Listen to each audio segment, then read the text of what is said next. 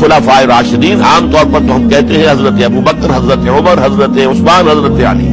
میں نے اپنی ذاتی رائے، حقیر سی رائے عرض کی ہے، اس میں حضرت حسن کا دور بھی شامل ہونا چاہیے 6 مہینے کا.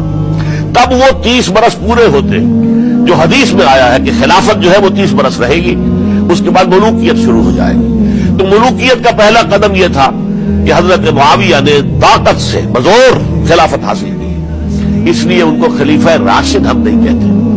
البتہ یہ ضرور ہے کہ ان کا دور بہت پرسکون دور تھا. البتہ جب 10 برس گزر گئے حضرت معاویہ کے دور حکومت کو، اب میں یہاں لفظ خلافت کی بجائے دور حکومت استعمال کر رہا ہوں، جو کہ خلافت راشدہ سے ذرا اس کا فرق معلوم ہوگا. تو اس وقت ایک اور صحابی، جلیل القدر صحابی مغیرہ ابن شعبہ رضی اللہ تعالی عنہ، وہ حضرت معاویہ کے پاس آئے اور انہوں نے یہ کہا کہ دیکھیے، اگر آپ نے اپنے بعد اپنا جانشین نامزد نہ کیا تو ہو سکتا ہے پھر فسادات پیدا ہو جائیں، پھر مختلف لوگ خلافت کا دعویٰ لے کر کھڑے ہو جائیں، پھر خانہ جنگی ہو جائے. 5 برس کی خانہ جنگی میں 1 لاکھ سے زیادہ مسلمان شہید ہو چکے ہیں، قتل ہو چکے ہیں، ہلاک ہو چکے ہیں. اب دوبارہ وہی دور نہ آ جائے، لہذا آپ اپنا جانشین نامزد کر دیجئے. امیر معاویہ ریلیکٹنٹ تھے، لیکن انہوں نے دلائل دیے، دلائل مضبوط تھے. انہوں نے کہا کہ اب کبار صحابہ دنیا سے رخصت ہو چکے، وہ جماعت کہ جن کی تربیت اور تزکیہ، جن کی تعلیم حضور نے خود کی تھی اور ان کو اندر سے پاک کر دیا تھا، ان کی نیتیں بالکل پاک ہو چکی تھی، کوئی نفسانیت ان میں نہیں رہی تھی، وہ جماعت تو اکثر و بیشتر اب ختم ہو چکی، فوت پا چکے، وفات ہو چکی. لہذا اب جو ہے اکثر و بیشتر نو مسلم ہیں جو بعد کے فتوحات کے ذریعے سے اسلام لائے ہیں. لہذا ان کے اندر نہ وہ پختگی ہے، نہ ان کے اندر وہ تقویٰ ہے، نہ تدین ہے، نہ اصول پرستی ہے. اسلام کی پوری تعلیمات جو ہیں وہ ان کے وجود کے اندر، ان کے شعور کے اندر گہری اتری ہوئی نہیں ہے. لہذا اب صورتحال وہ نہیں رہ سکے گی جو حضرت ابوبکر یا حضرت عمر یا حضرت عثمان یا حضرت علی کے زمانے میں تھی. لہذا آپ نامزد کیجئے. یہ بھی بتا دوں کہ مغیرہ ابن شعبہ کون تھے رضی اللہ تعالیٰ عنہ.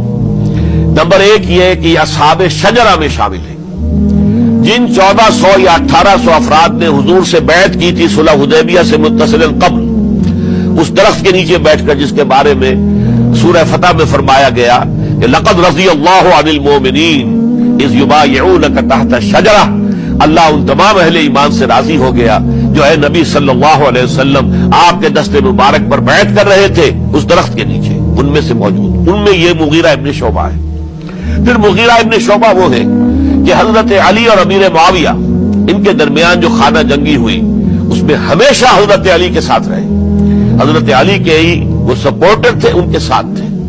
اس پہلو سے اچھی طرح سمجھ لیجئے کہ یہ نہیں ہے کہ وہ در حقیقت کو پہلے سے وہ امیر معاویہ کے ساتھی تھے، نہیں. لیکن اب جو صورتحال وہ دیکھ رہے تھے، جہاں دیدہ انسان تھے، بہت بڑے سیاستدان تھے، جانتے تھے حالات کو، حالات کے نظر پر ان کا ہاتھ تھا. لہذا انہوں نے یہ مشورہ دیا اور پھر امیر معاویہ نے اس مشورے کو قبول کر لیا اور یزید کی ولی عہدی کا اعلان کر دیا. یہ بالکل مڈل ہے حضرت امیر معاویہ کے دور خلافت کا درمیان.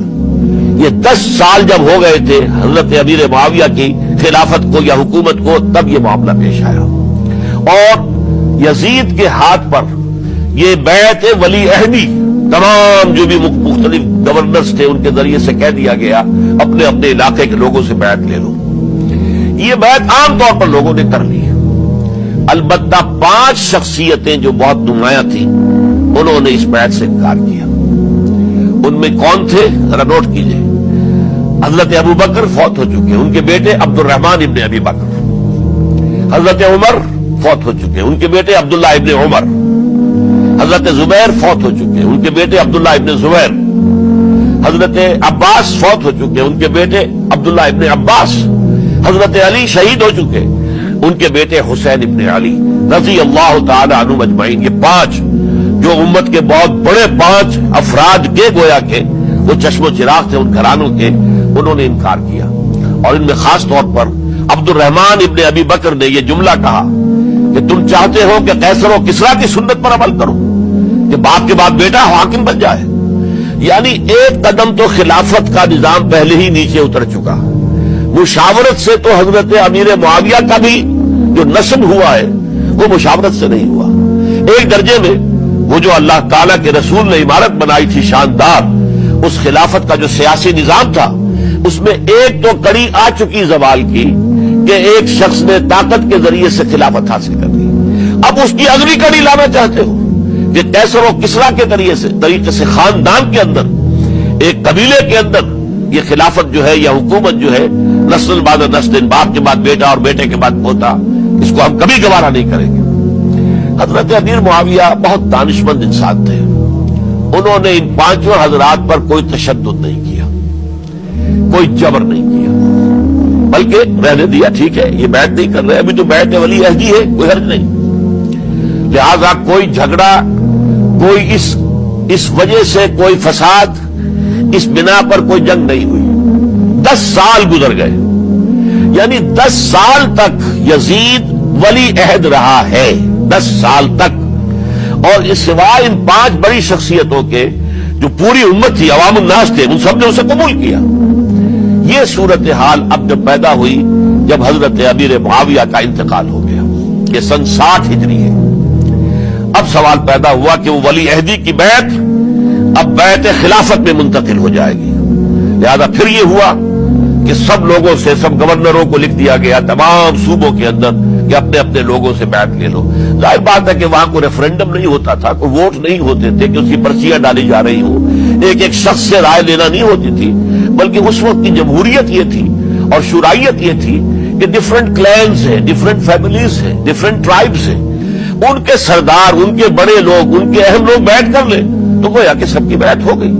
وہ ایک قبائلی نظام تھا اور اس میں یہ نہیں تھا نظام کے ووٹ بنے ہوئے ہوں اور اس کی پرچیاں ڈالی جا رہی ہوں. تو تمام عالم اسلام نے گویا کہ بیعت قبول کر لی اب یزید کی بحیثیت خلیفہ.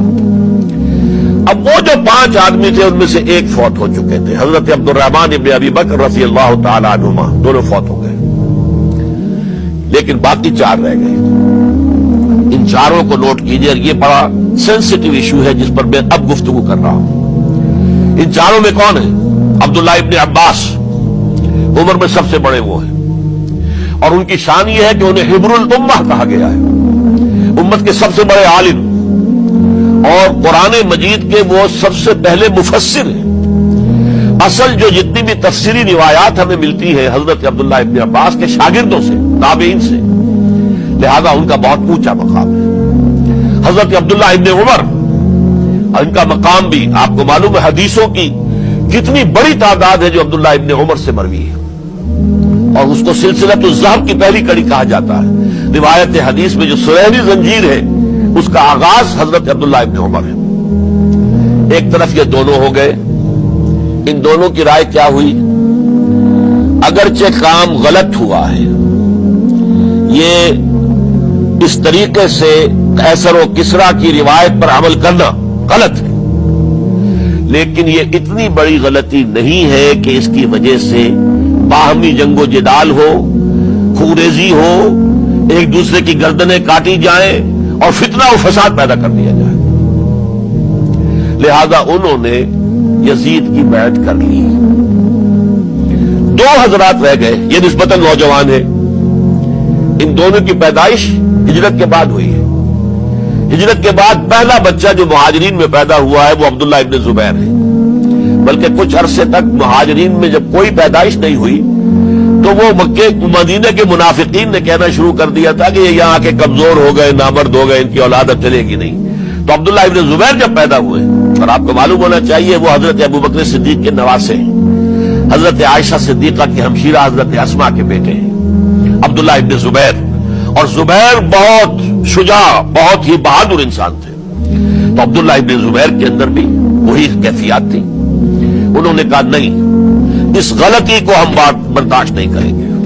خورزی ہوتی ہے تو ہو، لیکن ہم اسلامی نظام کو نیچے اترتا ہوا نہیں دیکھ سکتے.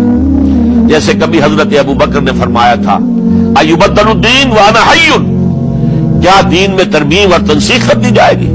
دین کو بدل دیا جائے گا، دین میں تحریف کر دی جائے گی، جبکہ میں ابھی زندہ ہوں، میں جیتے جی یہ نہیں ہونے دوں گا. حضرت عبداللہ ابن زبیر کی یہ رائے ہوئی، وی ہیو ٹو چیلنج، ہم مقابلہ کریں گے.